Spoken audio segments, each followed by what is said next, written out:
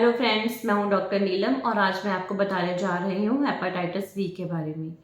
Hepatitis B, अगर hepatitis B virus की वजह से लीवर के सेल्स में स्वेलिंग होती है, इन्फ्लेमेशन होती है, इरिटेशन होती है, तो उसको हेपेटाइटिस बी कहा जाता है।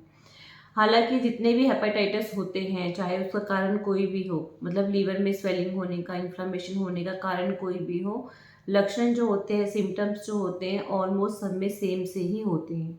जैसे कि नोज़िया है, वॉमिटिंग है, भूख ना लगना, या कमज़ोरी फील होना, या जॉन्डिस है, या पेट में दर्द है, मतलब सिम्टम्स जो है, लक्षण सब में एक जैसे ही होते हैं। लेकिन लीवर में स्वेलिंग इन्फ्लेमेशन किस कारण से हुई है, उसके लिए पर्टिकुलर ब्लड टेस्ट ही करवाना पड़ता है, ये देखने के लिए कि ऐसा कौन सा वायरस है जिसकी वजह से आपको इन्फेक्शन हुआ है, या और कौन कौन से रीजन है जिसकी वजह से हेपेटाइटिस आपकी बॉडी में हो सकता है। तो उसके लिए प्रॉपरली टेस्ट ही करवाना पड़ता है। ऐसा इसलिए भी होता है क्योंकि जिसको भी वायरस से इन्फेक्शन होता है, सबको लक्षण नहीं आते।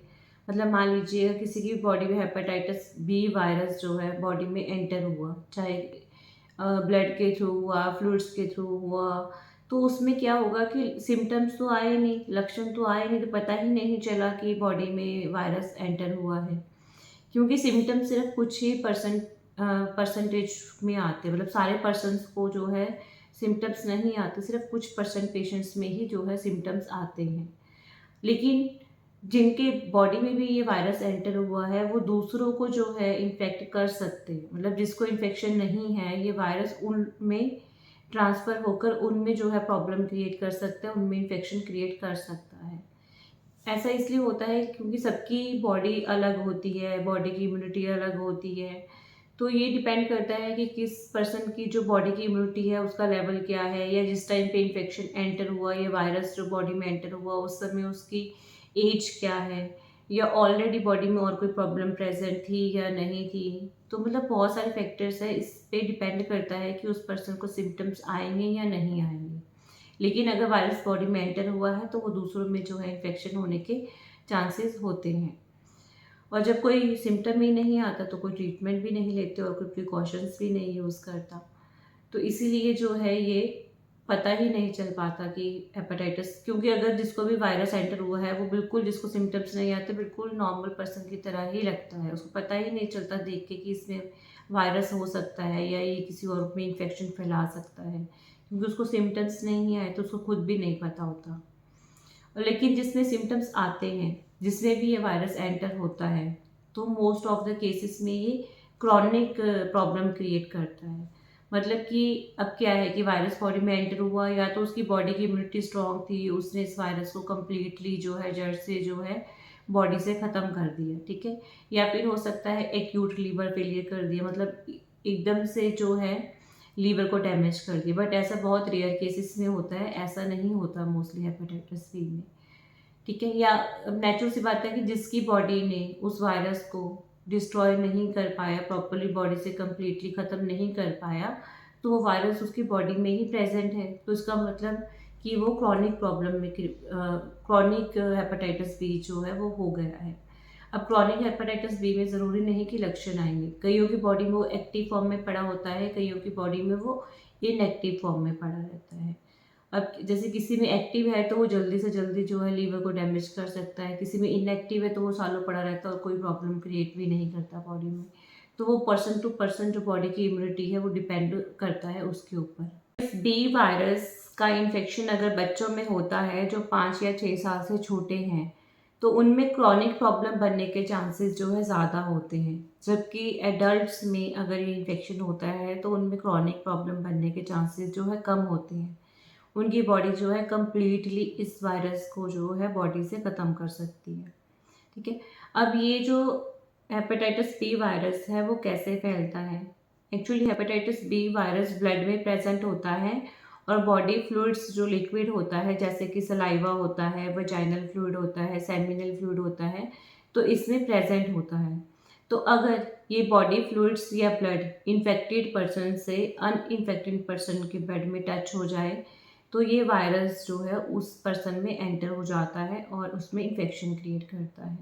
अब उसके बहुत सारे रीजंस हो सकते हैं, जैसे ब्लड एक पर्सन से दूसरे ब्लड पर्सन में एंटर हो जाए इन्फेक्टेड पर्सन का, जैसे कि कुछ लोग ऐसे होते हैं जिनको कि ऐसी प्रॉब्लम्स होती है कि जिनको ब्लड ट्रांसफ्यूज़न की रिक्वायरमेंट होती है, जैसे कि हीमोफीलिया में होता है, या जो लोग डायलिसिस करवाते हैं, या जिन लोगों को ऑक्यूपेशन ही ब्लड से रिलेटेड है, हॉस्पिटल्स में है, हेल्थ केयर वर्कर्स में है, कंटेमिनेटेड नीडल से बाई चांस प्रिक हो गया, या जो लोग इंट्रावेनस ड्रग का यूज़ करते हैं कि एक ही नीडल एक ने यूज़ की वही दूसरे ने यूज़ कर ली, तो इस तरह से ब्लड के थ्रू जो है ये फैल सकता है।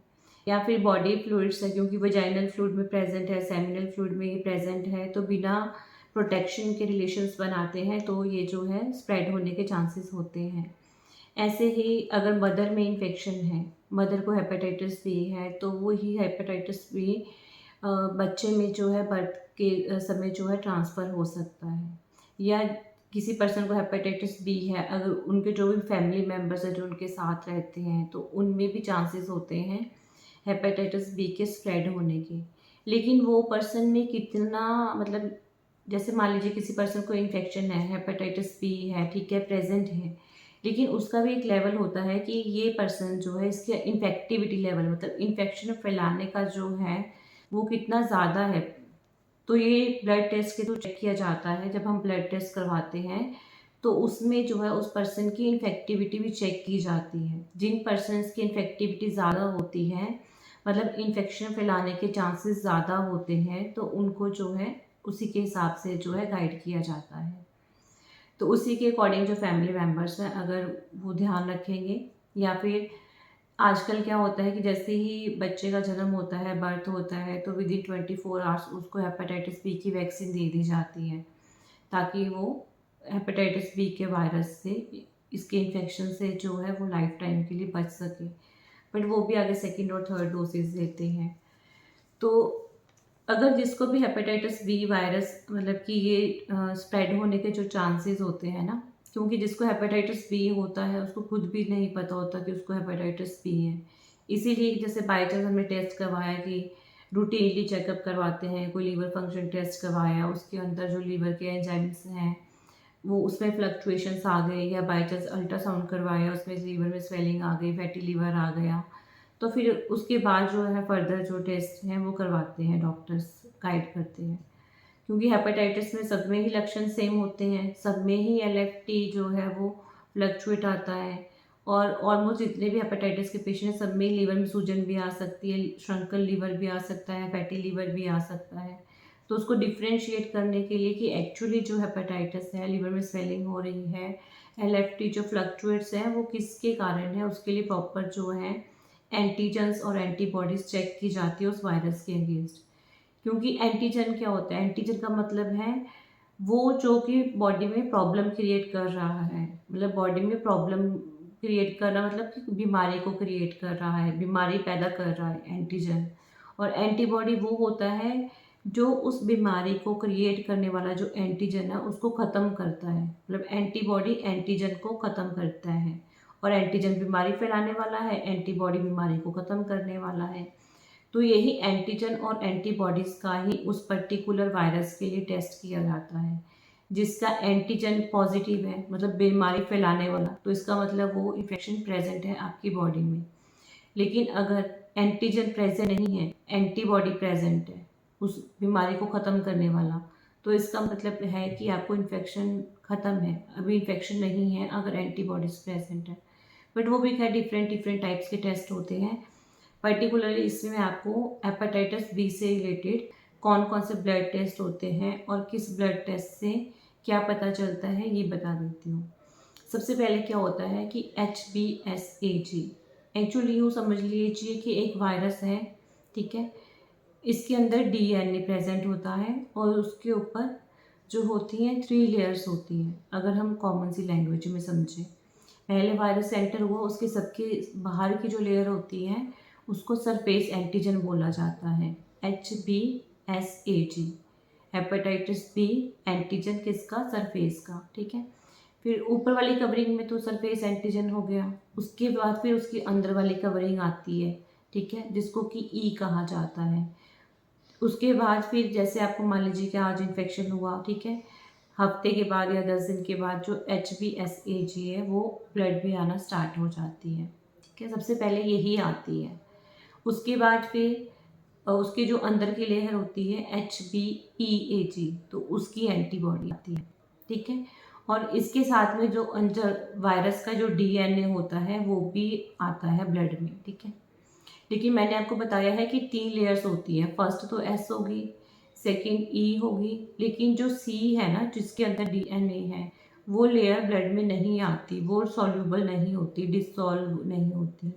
तो ये जो लीवर के सेल होते हैं ना, लीवर के सेल के ऊपर इसकी कवरिंग जो है वहीं पर रहती है, मतलब वो एंटीजन लीवर के सेल के ऊपर चिपक जाता है, लेकिन बाकी सारे जो होते हैं वो ब्लड में आ जाते हैं। तो मेन जो ये जो लीवर सेल के ऊपर चिपक जाता है, जब एंटीबॉडीज यहाँ आती है तो एंटीजन एंटीबॉडी जो इकट्ठे होते हैं, तो वही जो है लीवर में प्रॉब्लम क्रिएट करते हैं, लीवर सेल्स को डैमेज करते हैं, ठीक है। अब चलो एंटीजन्स आ गए। अब पहले तो एंटीजन्स आ गए, मतलब जो प्रॉब्लम क्रिएट कर रहे थे वो ब्लड में एंटर हो गए। अब क्या होगा कि बॉडी एंटीबॉडीज बनाएगी इसको ख़त्म करने के लिए, ठीक है। अब नेचुरल सी बात है कि सिम्टम्स भी आने स्टार्ट हो जाए। जब 2 जगह लड़ाई होती है तो पता तो चलना शुरू हो जाता है ना कि 2 जगह लड़ाई हो रही है। तो ऐसे ही सिम्टम आते हैं, तो इसका मतलब कि बॉडी और ने एंटीबॉडीज बनाए और एंटीजन से उन्होंने आपस में फाइट किया। लेकिन किसी को सिम्टम्स नहीं भी आते, बस जिनको आते हैं मैं उनकी बात कर रही हूँ, ठीक है।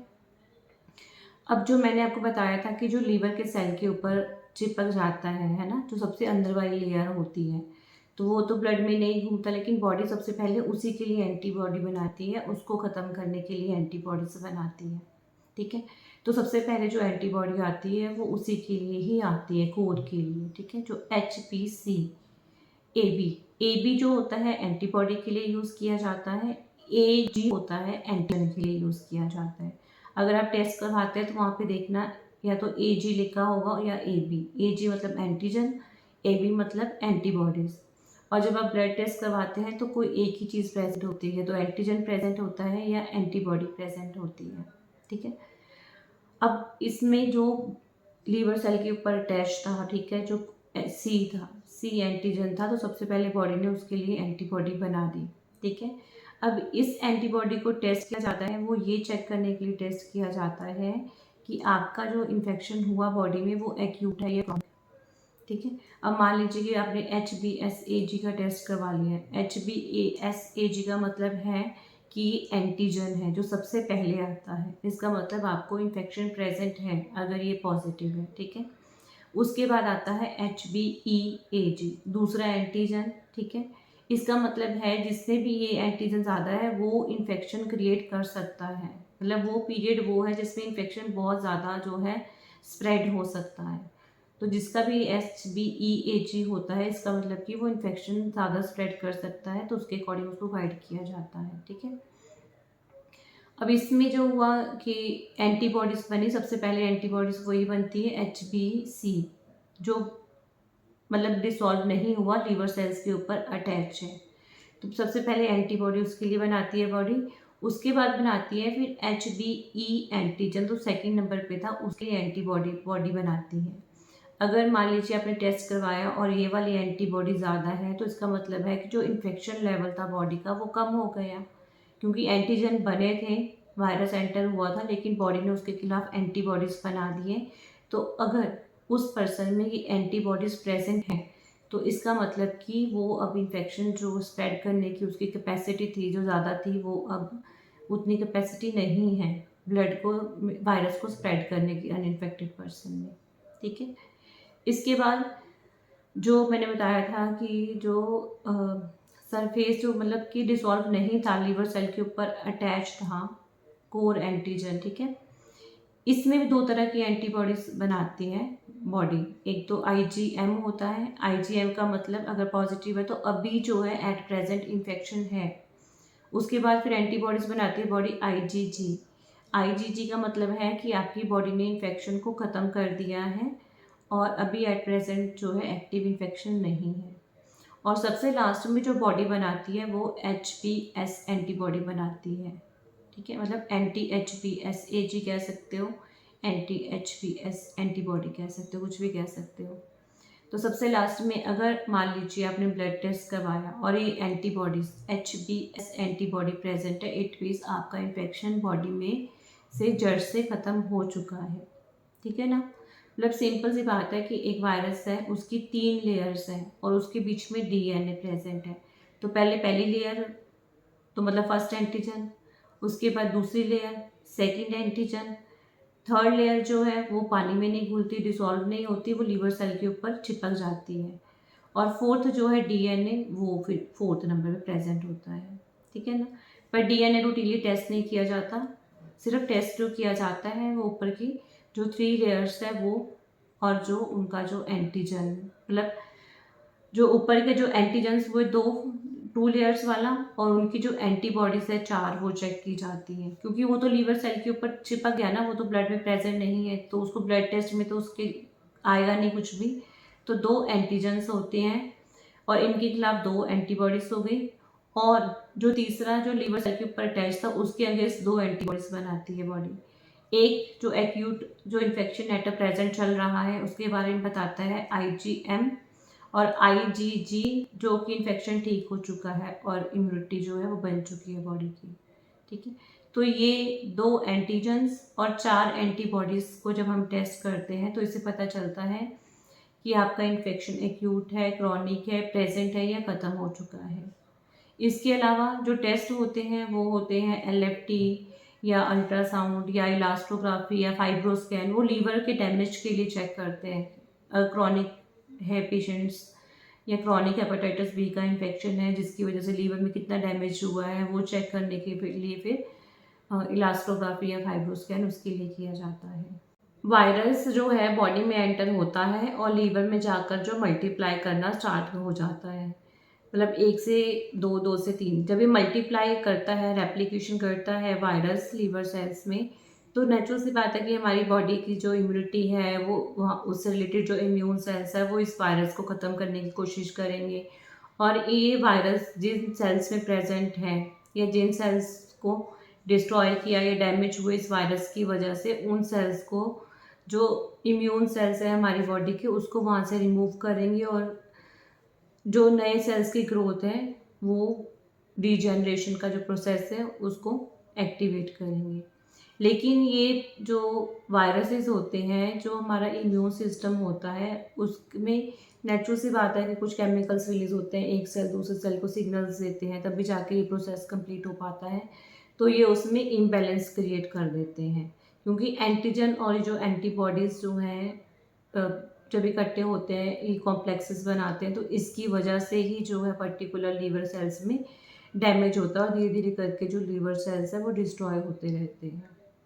अब इसमें बेसिकली होता क्या है, क्योंकि ये वायरस जो है लीवर में तो चलो प्रॉब्लम करता ही है, इसके अलावा मतलब लीवर के अलावा दूसरे ऑर्गन्स में भी जो है डैमेज क्रिएट कर सकता है। मतलब ऑलमोस्ट 10% पेशेंट्स ऐसे होते हैं जिसमें लीवर के साथ साथ जो है दूसरे ऑर्गन्स भी इन्वॉल्व होते हैं, जैसे कि ब्लड वेसल्स होती हैं, किडनीज होती हैं। मतलब क्योंकि एक तो ये लीवर जो है डायरेक्ट और इनडायरेक्ट वे में सारी बॉडी के ऑर्गन्स को ही सपोर्ट करता है और मेन मेटाबॉलिज्म का वो लीवर से ही पॉसिबल है। इसीलिए जो लोग अल्कोहल लेते हैं या जो ऐसी ड्रग्स या मेडिसिन्स का यूज़ करते हैं जो कि लीवर को वीक बनाती हैं, तो उनमें जो है लीवर सिरोसिस वाली प्रॉब्लम जल्दी होती है। क्योंकि हेपेटाइटिस बी वायरस जो है वो बहुत कॉमन रीज़न है लीवर में सिरोसिस करवाने का और लीवर कैंसर करवाने का। एक्चुअली लीवर सिरोसिस में क्या होता है कि जो सेल्स है, लीवर के सेल्स जो डैमेज हो रहे हैं वो ज़्यादा स्पीड पर हो रहे हैं और जो नए सेल्स बनने की जो क्षमता है बॉडी की प्रोड्यूस करने की वो कम है। और जितने भी सेल्स डैमेज हुए, सेल्स जो है बहुत ज़्यादा डैमेज हो रहे हैं, तो लीवर उसको मैनेज करने के लिए, उसको कंपेंसेट करने के लिए लीवर में जो सेल्स प्रेजेंट होते हैं वो वहाँ पर फाइबर्स जो है डिपॉजिट कर देते हैं, और जो फाइबर्स होते हैं वो वहाँ पे स्कार बना देते हैं, ठीक है। तो क्या होगा कि अब मान लीजिए कि थोड़े से एरिया है वहाँ पे जो है लीवर सेल्स बचे हुए हैं बीच में, लेकिन साइड वाले लीवर सेल्स जो है सारे डैमेज हो गए काफ़ी सारे, तो चारों तरफ जो है वहाँ फाइबर्स इकट्ठे हो जाएंगे। अब नए सेल्स के लिए जगह ही नहीं बचेगी, नए सेल्स जब ग्रोथ होंगे नए, तो उनकी जगह जो थी वो फाइबर्स डिपॉजिट करने में यूज़ हुई लीवर ने, क्योंकि लीवर को ये था कि सेल्स ज़्यादा डिस्ट्रॉय हो रहे हैं, फटाफट उसको मैनेज भी करना है, कंपेंसेट भी करना है, जिसके चक्कर में वो उस को भरने के लिए जो फाइबर्स डिपॉजिट कर देते हैं। और जो अंदर के सेल्स, जो थोड़े बहुत सेल्स बचते हैं नॉर्मल, तो वो 1 से 2, 2 से 4 मतलब रीजनरेट करना शुरू कर देते हैं, या उनमें हाइपरट्रॉफी हो जाती है। कंपेंसेट करने के लिए, मैनेज करने के लिए सेल्स अपने साइज़ को इंक्रीज़ करना शुरू कर देते हैं ताकि वो मैनेज कर पाएँ।